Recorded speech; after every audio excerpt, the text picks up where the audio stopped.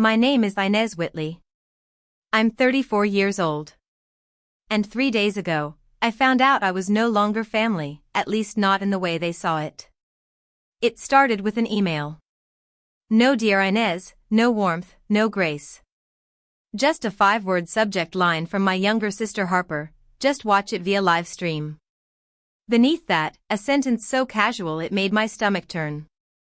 We've decided to keep the wedding really simple and private. Hope you understand. I remember sitting in my office when I opened it. The late afternoon light spilled across my desk, soft and golden. My hands hovered over the keyboard, but they didn't move. My palms were suddenly cold. I clicked the link and then immediately closed it. It felt like I had just been slapped. Not by a stranger. Not by a mistake. But by the very people I'd spent the last 8 months supporting. I had paid nearly every major bill for that wedding. The $12,000 venue deposit in New Orleans? Mine. The photographer's $5,000 retainer? Mine. The custom band flown in from Nashville? Also me. Even the dress Harper gushed over during her first fitting, it was hanging in her closet because of me. And yet, all I got was a hyperlink. No phone call. No invitation. No thank you. I sat there for a long time, staring at the screen while the soft music from my Bluetooth speaker filled the silence. It couldn't drown out the echo inside me. The silence from the people I thought loved me. The realization that I had been erased. Not forgotten. Just omitted. Deliberately. I got up and went into the kitchen. Poured a glass of water. My hand shook. The wall beside the sink was lined with old photos. Harper's 30th birthday. The Christmas party I hosted last year. The bridal fitting I flew back from Seattle for, just to make it on time. In every photo, I was behind the camera. Behind the scenes. The helper. The fixer. The one who brought the snacks, paid the tips, and stood in the shadows. I wasn't even in the frame. Just like I wasn't in the guest list. The injustice wasn't in the live stream link, it was in the 8 months before that.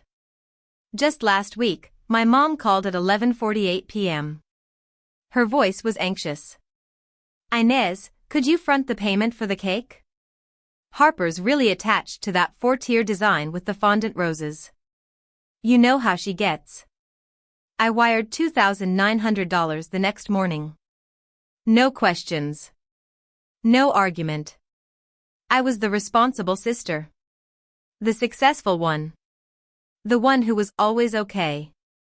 So naturally, I was the one who paid. But being dependable doesn't mean being disposable. A few days later, I went to the print shop to check on the invitations. The young girl behind the counter looked at me and asked, "Are you with Sabella Events?" I smiled, adjusted my glasses, and said quietly, "No. I'm the bride's sister." She blinked. "Oh. I thought you were handling logistics." Maybe it was the button-down shirt. The messy bun. The tired eyes. Harper once said I looked corporate even when relaxed. I didn't argue with the girl. I just took the envelopes and left. At the boutique, Harper and Mom were arguing over napkin colors. When I walked in, Harper barely glanced up. "Perfect timing," she said. "Can you go ahead and pay the deposit? They need to hold the ivory ones before tomorrow." No greeting. No gratitude. Just habit. That night, I checked Harper's Instagram. She'd posted a photo from the fitting. Best wedding team ever. Couldn't have done it without these amazing people. In the photo was our mom. Her best friend Rachel. The boutique owner. Everyone, except me. I had driven them there. Waited 3 hours while they posed for selfies. Ordered sandwiches when they got hungry. And when I texted Harper, "Beautiful photos," she sent a heart emoji back. That emoji felt more hollow than any silence. But the truth is, I'd trained them to treat me this way. I paid Harper's dental bill when insurance denied it. I covered her first semester of interior design school when she couldn't afford it. No thank you. No acknowledgement. Just quiet expectation that I would always say yes. I drove her to Clearwater Beach for her engagement shoot, over 2 hours in traffic. Packed the cooler, the Bluetooth speaker, the backup makeup wipes. Out of 600 photos, I appeared in just 2. One holding the hem of her dress. The other with the sun flaring into my face so badly, I looked like a ghost. I was always there. But never seen. Not really. That realization settled into me like sediment in water. Heavy. Clear. They didn't hate me. They just didn't see me as a person with boundaries. I was a service. A card swipe. A convenience. A backstage crew member who wasn't supposed to step into the light. But that changed with one click. After Harper's email, I pulled up the final invoice folder, Harper Wedding, Sabella Events. I scrolled all the way to the bottom. One last payment, $41,200. Scheduled for transfer next Monday. The final piece. The garden decor. The sound system. The floral arch Harper claimed she couldn't walk down the aisle without. The lighting. The guest tables. Everything riding on that last amount. I hovered my mouse over the cancel scheduled transfer button. And clicked. No fireworks. No dramatic music. But in my chest, a silence broke like glass. The next morning, I dressed with purpose. Charcoal sweater. Clean slacks. Hair tied tight. I walked to the bank on Lafayette Street, handed the folder to the branch manager. Cancel everything linked to Sabella Events under Harper Whitley, I said. He glanced up. Are you sure? I'm the one listed on all contracts. The receipts are in that folder. He didn't argue. By 10:17 a.m., it was done. Final. Irreversible. I walked out into the soft morning light, not with guilt, but with something much quieter. A kind of peace I hadn't felt in years. They had cropped me out of their story. So I pulled my pen from their fairy tale. But this wasn't the end. It was just part 1. I got my first message from Sabella Events at exactly 2:43 p.m. that same afternoon. Subject line, urgent, payment disruption. The body was polite but panicked. Hi Inez, we were notified that the final transfer for the Whitley wedding was declined. Please confirm if this was in error. Setup and installation are pending. Any delay may impact Saturday's timeline. I didn't reply. Instead, I scrolled through my email drafts and opened the one I had prepared the night before. The subject read, Termination of Financial Commitment, Contract #238/W2024. A single-page PDF was attached. It included contract cancellation terms, all signed and notarized earlier that day. I had even highlighted the clause Harper never read, the one that said the client, me, could withdraw full financial backing with 3 business days' notice if expectations were breached. I hit send. No emotion. No dramatic flourish. Just the same quiet efficiency I had always operated with. Around 4 p.m., my phone buzzed. Mom. I didn't answer. The voicemail came seconds later. Inez. I'm hearing there's been a payment issue. Harper's in tears. We need to talk. I don't know what's gotten into you. Please don't ruin her day. Ruin her day? I closed my eyes and let the message sit there, unheard beyond the first 10 seconds. I didn't feel rage. I didn't cry. I felt grounded. For the first time in years, I wasn't spinning plates for people who only clapped when the show was over. That evening, I walked to my favorite cafe near East 9th, a small place with ivy creeping along the windows and a menu full of things that sounded like poetry, almond thyme scones, lavender oat milk lattes. I brought a notebook with me. Not a wedding planner. Just my old college journal, soft leather and fraying at the edges. I flipped through old pages. Doodles from freshman year. Study schedules I no longer needed. And then one page that stopped me cold. Support doesn't mean silence. Love shouldn't require invisibility. I wrote that years ago after Harper missed my graduation dinner. She said she got caught up redecorating her apartment. I bought my own cake that night. I'd been silencing myself long before the live stream link. The next morning, I woke up early and went for a walk. The sky was peach-colored and empty. The world hadn't fallen apart because I stopped funding it. It was still turning. But by 11:12 a.m., my phone lit up again. Sabine from Sabella Events. Hi Inez. Just confirming, we received the cancellation notice. Without final payment, we'll begin withdrawal of staff and assets by end of day. Please advise if this is irreversible. I didn't advise. Instead, I shut off notifications and made a slow breakfast. Just eggs. Toast. Real butter. No multitasking. No phone in hand. No screen blaring vendor timelines. For once, my morning was mine. Then the calls came in waves. First from Aunt Ellie, are you really backing out now? Then from Rachel, Harper's best friend, can't you just talk to her? Then, finally, at 5:23 p.m., a call from a number I didn't recognize. I let it go to voicemail. It was Nathan. The groom. Hi Inez. I don't know what's happening, but Harper is a wreck. The florist said they're pulling out. The stage crew left. Look, I don't want to get in the middle of anything personal, but is there any way you can help fix this? We're out of time. I deleted the voicemail. I wasn't in the middle. I was never in the picture to begin with. That was the whole point.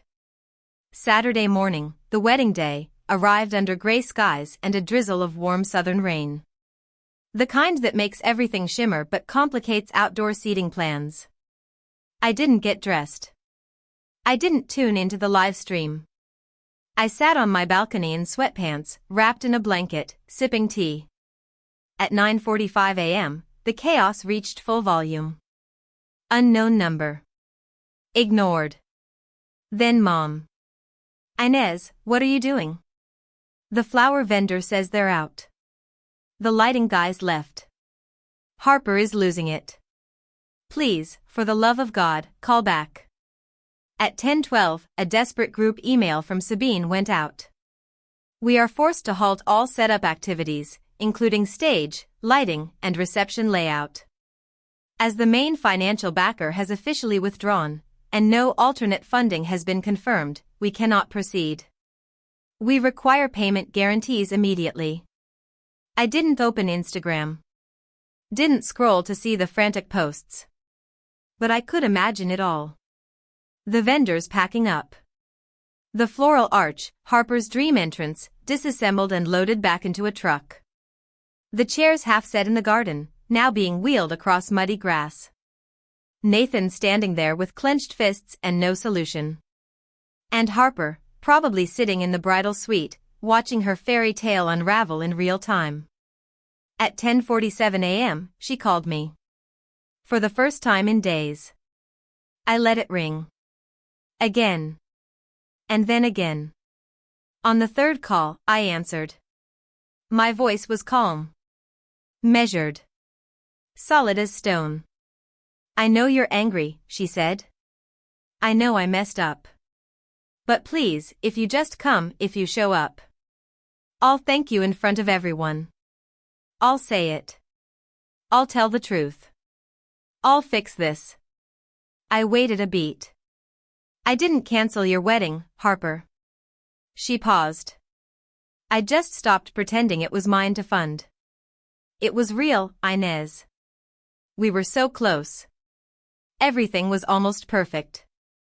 No. It looked perfect because I carried it. I felt her voice crack. I never meant to hurt you. I just didn't want me to show up. Because you knew people would wonder why the bride's sister, the one who paid for everything, wasn't sitting in the front row. Silence.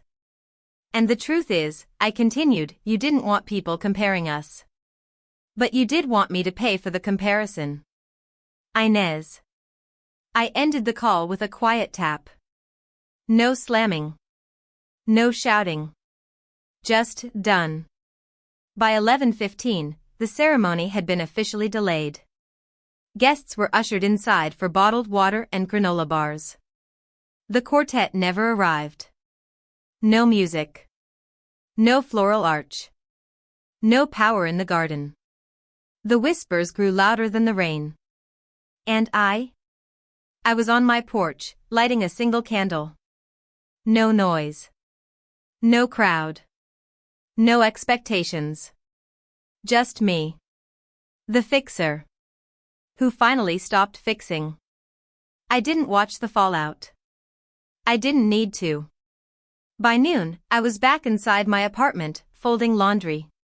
There was something oddly satisfying about the way clothes stacked into neat little towers. Something calming about doing the small, invisible work just for myself, for once. At 12:17 p.m., Harper texted. I don't know what to say. She didn't follow up. No apology. No actual ownership. Just 6 words, vague enough to keep her hands clean if anyone ever saw the message. I read it once, then deleted it. I had no interest in saying anything back. Because for the first time in our lives, the silence wasn't mine to carry. It was hers. By 2:30 p.m., Sabella Events had posted a brief, carefully worded statement on their site. Due to unforeseen circumstances and a breach of contractual obligations, we were unable to execute the Whitley Brooks wedding as originally planned. The words were surgical. Professional. But between the lines, you could hear the cracks. You could see the story slipping into the world. And once people started asking questions, Harper couldn't outrun them with hashtags and soft filters. That night, I sat on my balcony with a glass of wine and my old journal, the one I hadn't touched in months. I flipped to a fresh page and scribbled one sentence. Let them feel what it's like to count on someone and be left behind. I closed the book. It wasn't revenge. It was reality. They had treated my love like a resource. My support like a subscription. But when you stop paying for a subscription, the service ends. And that's what they never understood. I wasn't born to be their lifeline. I had a name. A story. A soul. Not a swipeable card or a silent second act. Inez Whitley was no longer invisible. The next day, I did something no one expected. I left town. I packed light. Just a carry-on and the key documents I might need later. No one knew. I didn't post. I didn't warn. I booked a flight to Denver. Not because it was glamorous. Not because I had something to prove. But because it was the city I once dreamed of moving to after college, before life rerouted me into caretaking, budgeting, and endless emotional triage. I arrived at a small boutique hotel just off Capitol Hill, white brick, lavender bushes in the courtyard, and the kind of quiet that felt earned. For 3 days, I didn't check my phone. I cooked simple meals in the little kitchenette. I read 2 chapters of a novel I'd left untouched since last year. I walked down to Sloan Lake and watched strangers pass by, some laughing, some arguing, none of them needing anything from me. It was heaven. On the 3rd day, Harper sent another message. This one longer. I know you won't believe me, but I get it now. I do. I shouldn't have pushed you out. I just wanted it to be perfect, and I thought, if people saw you, they'd think I needed help. I didn't want to look weak. That was the line that stuck with me. I didn't want to look weak. So instead, she made me look absent. Expendable. Like the big sister who chose not to attend. She never told the truth. Never even hinted at the fact that I had paid for nearly everything, right up until I didn't. I didn't respond. Because forgiveness isn't something you send over text when your image is crumbling. It's earned. And she hadn't even started that work yet. I spent that afternoon in a second-hand bookstore on Ogden Street. Jazz trickled through the speakers. The clerk had a scar over his eyebrow and offered me a free coffee just because I smiled. In that moment, I realized how starved I'd been for basic kindness. Real connection. Not "can you cover this?" Not "you're our MVP." But genuine, human softness. That night, I wrote another note in my journal. Being needed is not the same as being valued. And being loved should never feel like a transaction. A week later, I flew home. Not to the apartment I'd left behind, but to a temporary rental near East Side Austin. 1 bedroom. Clean windows. No ghosts. I didn't tell anyone I was back. The first person to call was Mom. I let it go to voicemail. "Inez, your sister's hurting. Things got out of hand. But you've always been the bigger person. Just come home. Let's talk." I played it once, then deleted it. Home? I had paid for their definition of home far too long. And still, I never quite belonged in it. I wasn't the bigger person anymore. I was the person finally choosing not to shrink. 2 days after I returned, I ran into someone unexpected at a bakery, Sabine, the event planner. She spotted me near the register, did a double take, and walked over slowly. "Inez," she said, with a careful smile. "I wasn't sure I'd see you again." I nodded. "You handled everything with grace. I appreciated your email." She hesitated. Then said softly, "I've worked with a lot of families. Yours wasn't the worst. But it was definitely one of the most unbalanced." That word sat with me. Unbalanced. It was a perfect summary of 34 years. Before she left, she said something else. "You know, a few of the vendors were angry at first, but after they found out who you were and what you'd done, they said it was the best thing that could have happened." One guy told me, "She didn't crash the wedding. She exposed the lie it was built on." I didn't smile. I didn't cry. But I felt something shift. Something important. The lie wasn't just Harper's curated Instagram narrative. It was the deeper myth that if I kept showing up quietly, paying, fixing, absorbing, I'd eventually be loved the way I deserved. That myth was gone now. I had written myself out of their script. Not out of spite, but out of necessity. I didn't need to be celebrated. I just needed to be free. I stopped marking time by their milestones. No more wedding week, no more anniversary of the deposit, no more follow-up with the caterer. Instead, I began naming my days by my own actions. The day I slept in without guilt. The morning I ate croissants without checking my phone. The afternoon I said no without explaining why. It sounds small. But when you've been conditioned to serve, to anticipate, to smooth out every wrinkle before it forms, those moments are nothing short of revolutionary.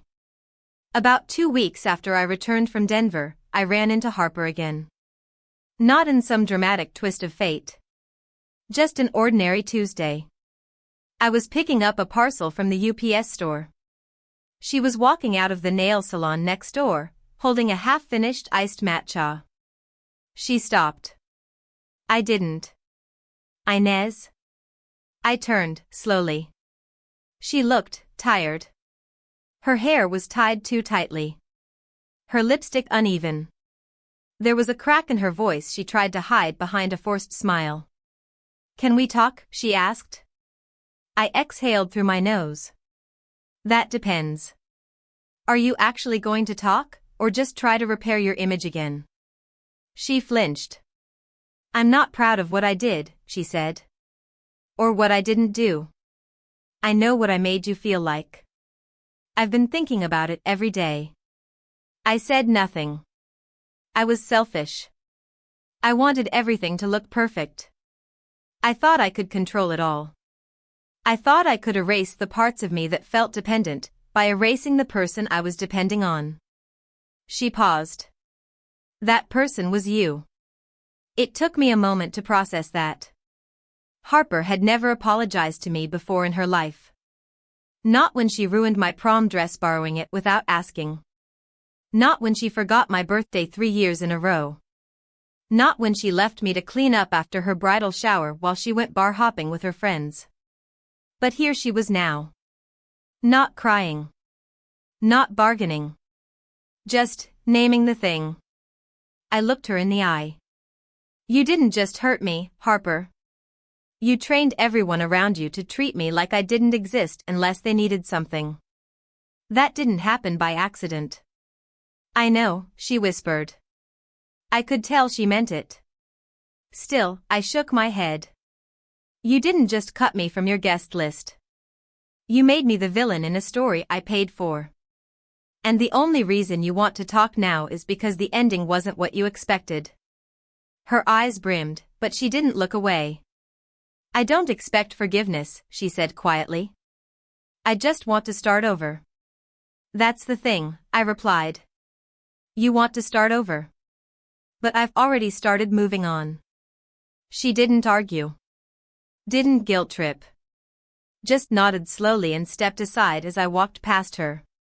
That was the moment I knew my story no longer ran through her. Or through Mom. Or anyone who needed me to be smaller so they could feel bigger. Later that week, I met with a real estate agent and signed a lease on a small 2-story cottage east of town. Nothing fancy, white walls, hardwood floors, a little yard with an orange tree out back. I didn't post it online. Didn't invite anyone to see it. I lit a single candle and played Miles Davis as I unpacked my books and coffee mugs. It was mine. All mine. The first space I'd ever lived in that didn't carry someone else's name, someone else's timeline, someone else's expectations. I went to work each day. Quiet. Steady. The same way I always had. But something had shifted. I wasn't bracing anymore. I wasn't watching my phone like a lifeline. I wasn't waiting for the next emergency request from Harper or a guilt-laced favor from Mom. The silence in my life no longer scared me. It nourished me.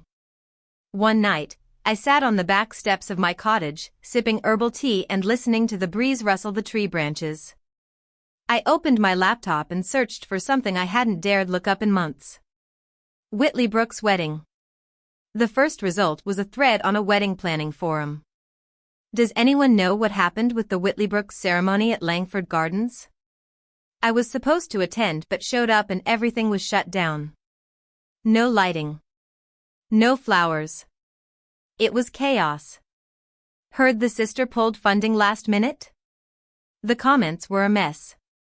Some speculated Harper had been scammed. Others suggested she must have stiffed her vendors. One person, a wedding photographer, chimed in and said, "Not a scam. I was booked for that wedding. The contracts were under the sister's name. She funded almost everything. When they cut her out, she cut them off. Can't say I blame her." I closed the browser and laughed, genuinely laughed, for the first time in what felt like years. They had tried to write me out. But truth has a funny way of leaking through the cracks. 3 weeks later, I received a letter. Real letter. Handwritten. Blue ink. Slanted cursive. It was from my mom. I don't know how we ended up here.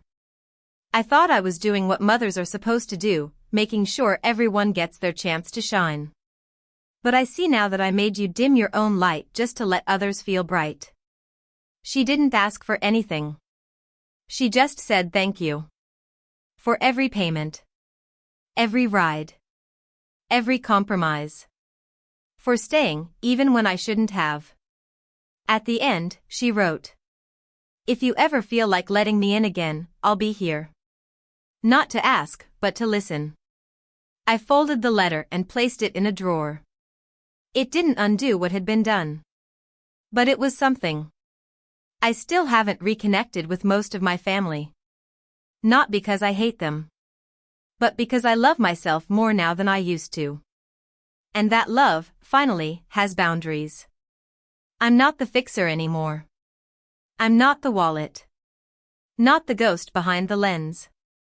I'm Inez. Daughter. Sister. Woman. Whole. And this time, I'm the one writing the story. By the start of July, the wedding drama had faded from the newsfeed. The whispers slowed. The hashtags stopped. The digital storm passed, because it always does. But the real aftermath wasn't online. It lived in the silences that now surrounded me. Not lonely silences, liberating ones. For the first time, the quiet wasn't an absence. It was a choice. One I made every single day. I never replied to Harper's last message. She never sent another. Instead, I got something far stranger, a notification. Someone had tagged me in a private wedding vendor group on Facebook. Curious, I opened it. A florist named Nadine had posted a thread titled, "When Clients Burn Bridges with Their Blessings."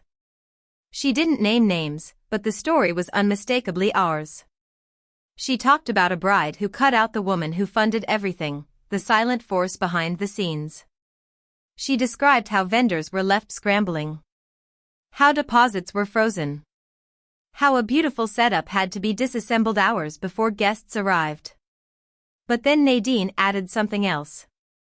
The real heartbreak wasn't the wedding falling apart. It was watching someone who had poured her soul and savings into it be treated like furniture, useful, but unacknowledged. That woman saved her own peace by stepping away. And I've never respected a client more. Dozens of vendors commented in agreement. One even said, "That's why I changed my contract terms, no third-party ghost funders. If you pay, you sit at the table." I didn't comment. I just sat there, staring at the screen. Letting it all sink in. I had been used. That was true. But I had also drawn a line so boldly, it changed other people's standards. That mattered. It made me think of something my therapist once said. When you honor your boundaries, you teach others how to honor their own. I hadn't just walked away from a wedding. I had walked away from a pattern. I began spending more time at the cafe down the block. They knew my name now. Knew my order.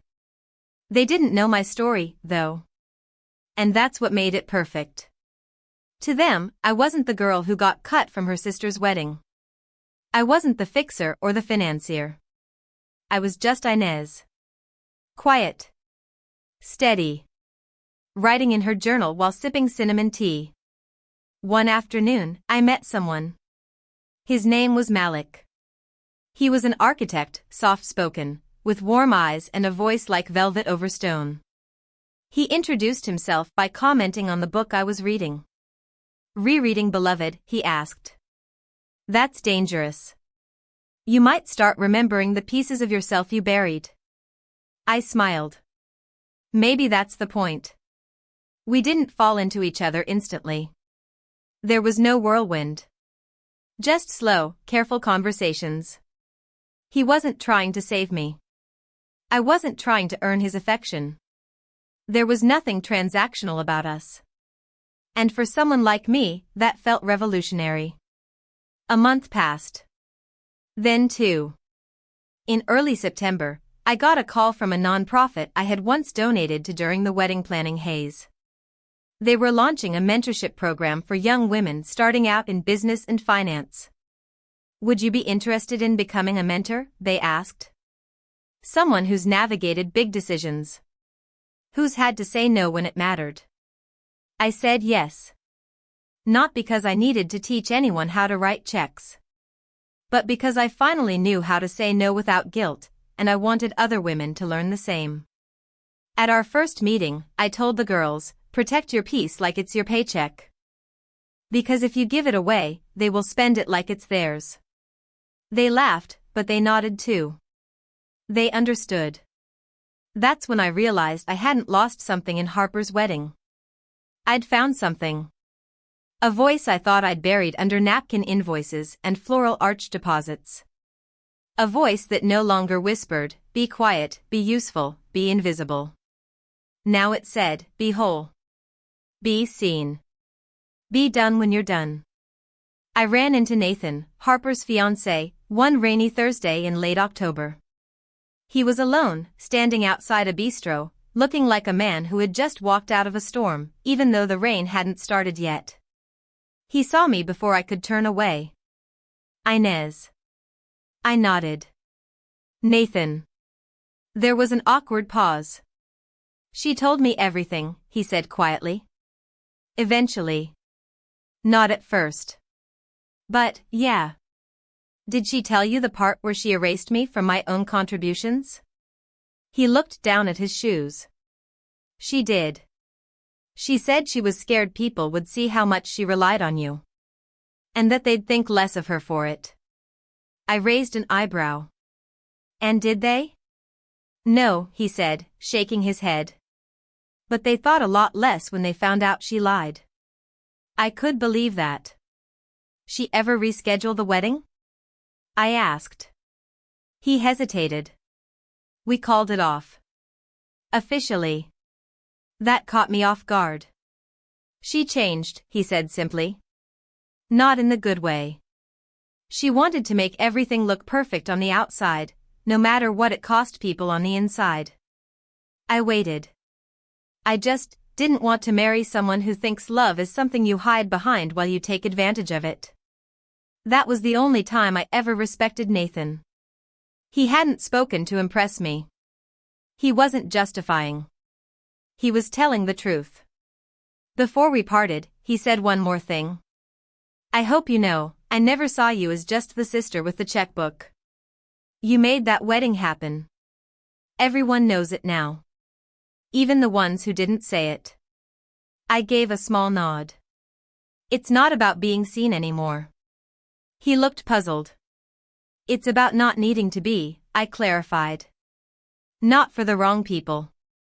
And I walked away. Not triumphant. Not vengeful. Just free. By November, the trees in Austin had begun their quiet surrender, red leaves loosening their grip, drifting without apology. It felt poetic. So much of the past year had been about letting go, of roles, of illusions, of people who mistook my presence for obligation. I had started journaling again. Not out of habit, but out of hunger. To remember who I was before I got so used to being erased. And one morning, sitting at my favorite window seat in the cafe, I wrote. "They thought cutting me out would hurt me. But it only unshackled me from a debt I never owed." Because that's the truth no one talks about. When you're always the one who shows up, financially, emotionally, logistically, people begin to expect it. Not with gratitude, but entitlement. You become background noise to their main act. Until you stop playing. Harper hadn't reached out again. I wasn't surprised. She never knew how to face people without an angle, without needing something. And now that I'd stopped being her safety net, her silence spoke louder than any apology. But Mom kept trying. Her messages became softer. Less demanding. Sometimes just a quote. Or a photo from the past. Always ending with "thinking of you." Once, she sent a picture of me as a kid, holding Harper's hand as we crossed a parking lot. I was maybe 9. She was 4. I had this serious look on my face, like I already knew I'd have to be responsible for us both. Underneath it, Mom wrote. "I made you carry things too early. I see that now." I didn't respond. But I didn't delete it either. It stayed there in my inbox, like a small piece of light trying to poke through. In December, the nonprofit invited me to speak at a winter conference. The theme was Reclaiming Your Voice. Fitting. I almost said no. But then I thought of the girls I was mentoring, their wide eyes, their nervous ambition. And I remembered how long I'd lived with my own voice on mute. So I agreed. When the day came, I stood behind the podium in a navy blazer, hands steady. The room was filled with young women, mentors, organizers. And not one of them knew what I'd survived to be here. But I told them. Not every detail. Just the shape of it. I gave and gave, I said, until I realized I wasn't being appreciated, I was being extracted. Heads nodded. Some people gasped when I described how I canceled the final $41,000 payment just days before my sister's wedding. But what I remember most were the eyes that didn't look away. They knew that feeling. Of being used. Of being quietly dismissed the moment you asked to be seen. I finished my speech with this. You don't have to earn your place in other people's lives by paying for it. Sometimes the most loving thing you can do is walk away. And sometimes silence isn't peace, it's the cost of disappearing. Don't vanish to make others comfortable. The applause was overwhelming. But it wasn't validation I needed. It was that moment of solidarity. I wasn't alone. None of us were. That evening, after the conference, I received an unexpected envelope at my cottage. No return address. Inside was a handwritten letter on thick cream paper. I knew the handwriting. It was Harper. Inez. I've tried to write this 100 times. Not because I want to fix things, I don't think I get to ask for that, but because I need you to know that I finally saw the story I refused to read. I saw the receipts.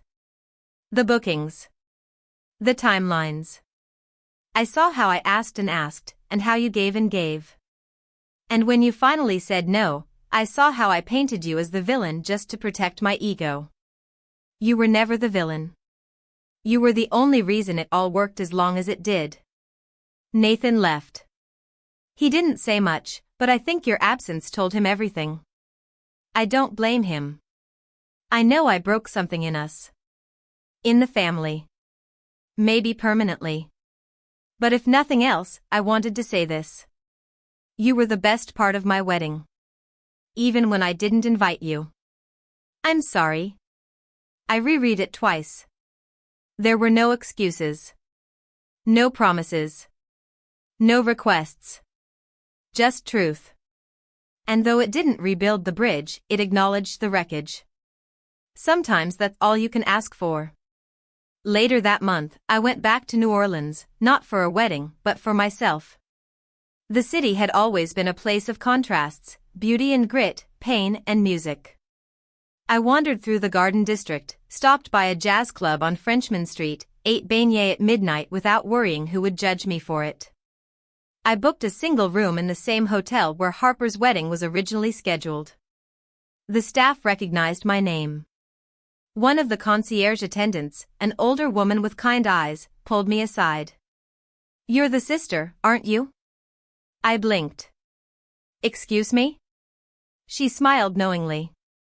We remember what happened. But we also remember who paid the bills. Who handled things with dignity. It wasn't your sister. I exhaled. I didn't come here for that. I know, she said. But you needed to hear it anyway. That night, I sat on the balcony overlooking Royal Street. Lights twinkled in the distance. Music floated through the air. And for the first time in years, I felt no weight on my shoulders. No deadlines. No unpaid gratitude. No quiet ache for approval. Just me. Present. Free.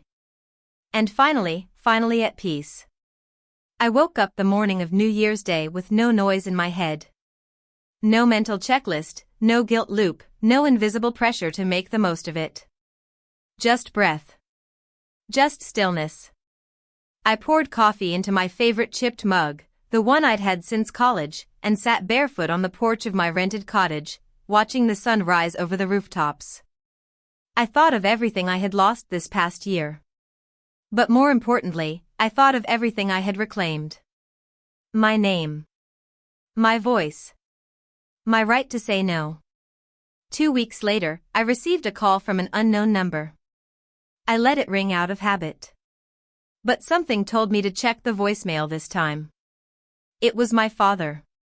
He'd been quiet throughout everything, his usual role in our family narrative. Neutral. Detached. Passive. But now, his voice cracked slightly on the message. I should have called sooner. I just didn't know what to say. Your mother told me everything. I want you to know I saw what you did, Inez. I know how much you gave. And how little you got back. If I could go back, I would have protected you more. You deserved that.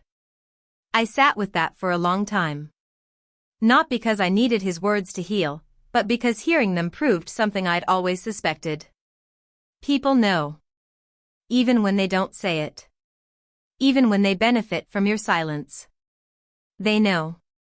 And when you finally stop shrinking for them, they either rise with you, or disappear. I saw Harper once more. In March, at a mutual cousin's baby shower. I hadn't planned to attend, but the cousin was kind, and it felt like time. When I walked in, Harper was already seated, surrounded by people but somehow alone. She stood when she saw me. For a second, the room held its breath. We didn't hug. We didn't cry. She just said softly, "You look strong." And I said, "I am." There was no need for more. We were never going to be what we once were. But we were no longer pretending. That, to me, was peace. Over the summer, I signed the purchase papers for my cottage. It wasn't the biggest house. It didn't have a grand staircase or a gourmet kitchen. But it was mine. Every inch had been lived in, not by someone else's expectations, but by my own choosing. I painted one wall a deep forest green. Hung up a single photo from childhood, not of a wedding or a staged moment, but of me alone in a park, age 11, holding a library book with a smile so big it couldn't be faked. I had found her again. Not by going backward, but by stepping out of everyone else's frame. And then one day, in the thick heat of late August, I got a text from one of the girls in my mentorship group. She'd just refused a business deal that didn't value her time. I thought of you when I said no, she wrote. It was the hardest thing I've done, but also the most honest. Thank you for showing me how. I put my phone down and stared at the wall for a moment, the green one I'd painted myself. And I cried.